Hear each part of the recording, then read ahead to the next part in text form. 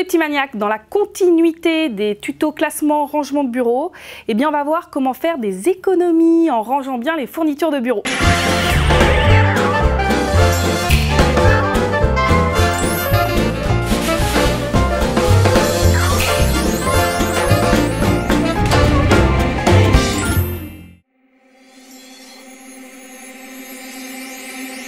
Alors, effectivement, dans tous mes anciens jobs, j'ai été confrontée à des crises de rangement aigus face aux fournitures d'armoire.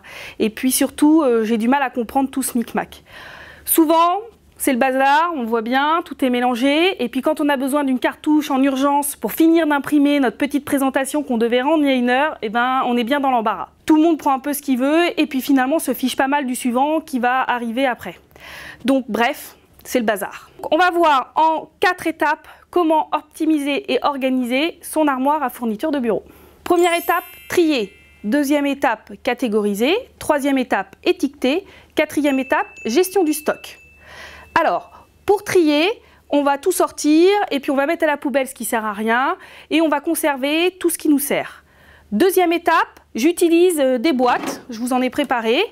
Donc, j'ai des boîtes séparateurs.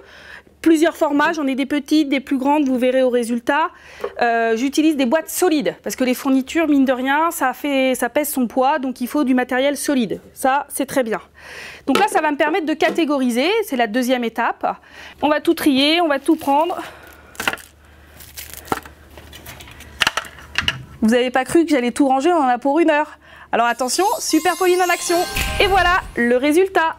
Alors c'est plutôt pas mal, on a une excellente visibilité, tout de suite on sait quel type d'affaires est rangé dans quelle boîte, puisqu'on est à la 3e étape qui est celle de l'étiquetage et j'étiquette la dernière boîte.